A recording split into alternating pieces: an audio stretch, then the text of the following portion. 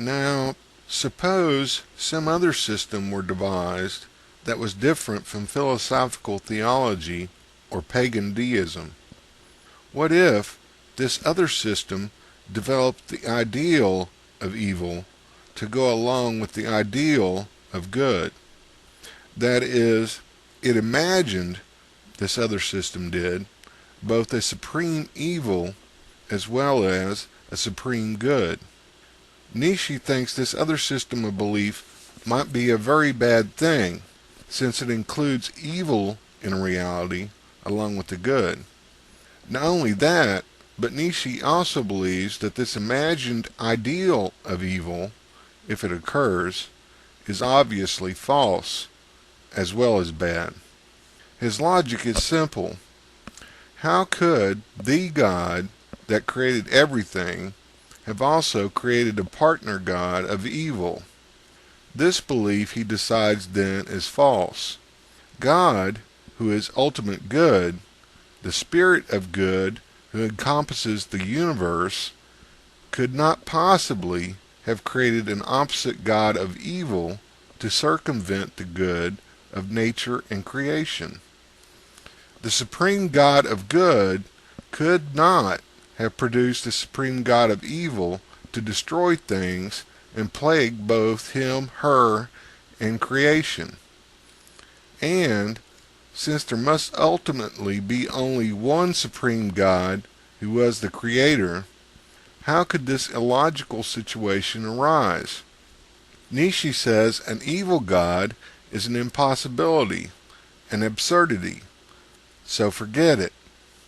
We must go beyond evil to get at the reality of existence.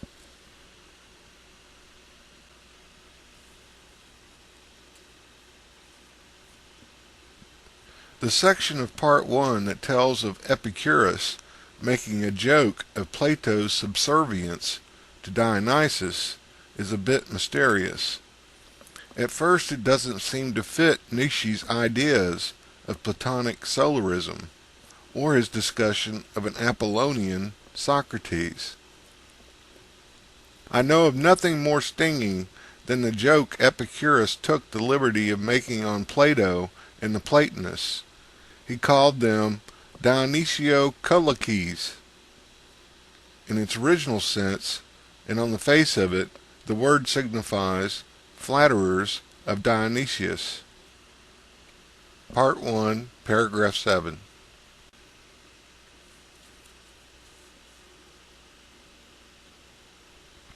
Nietzsche seems to be quoting this from Epicurus to support his view of Platonism as solarism. So, what Epicurus must have meant is that Dionysus was such a great dramatist and dramatic producer of illusion that even Socrates and Plato couldn't find him moving within nature. Therefore, the Platonists, with their focus on Apollo, flattered unknowingly the camouflage acting of the god Dionysus, who is in the natural world around them, though unseen and unnoticed.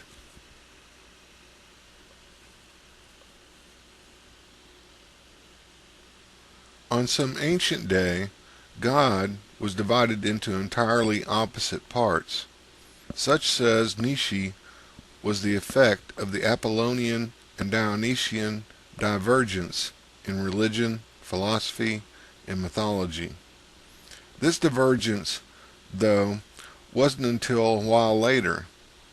At first, it was merely an addition of the new solarism onto the body of the earthly and chthonic, the old lunar nocturnal. The Hellenic god of nature, par excellence, was Dionysus. He, the god of the wild hills, drank his wine in the hidden grove where the dance and the drama was held to explain the world myth. This loving spirit was sometimes visible in the phenomena of the physical, where he had a liquid power and presence in the blood of creatures and plant life. Eons had passed since his worship had started in the communal sharing following upon the sacred hunt. Ecstasy and eroticism, not life-denying asceticism, were the favored methods of mixing with the god.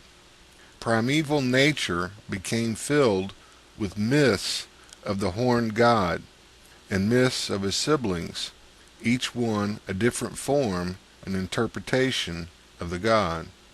The moon and the night stars, life and death, were the most mysterious circumstances of existence.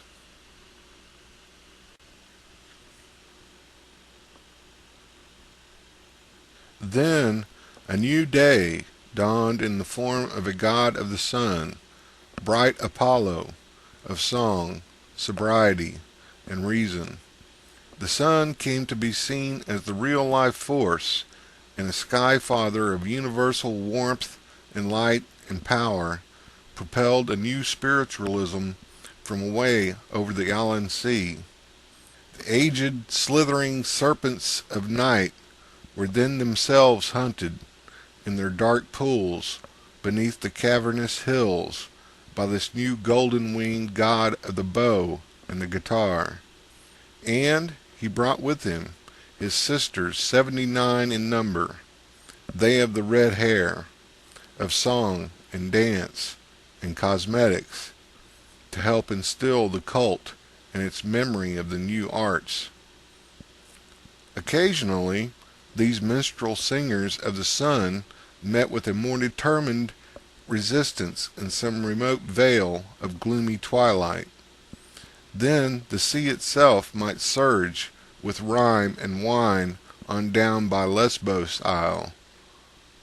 Eventually, though, the new solar theology of light was absorbed into the greater body of divine natura, and everyone was happy once more. That is, until some few wise men had to ask certain questions. What is really the most real thing? They asked critically. Is it water, or air, or light, or earth? The sun or the moon? Day or night?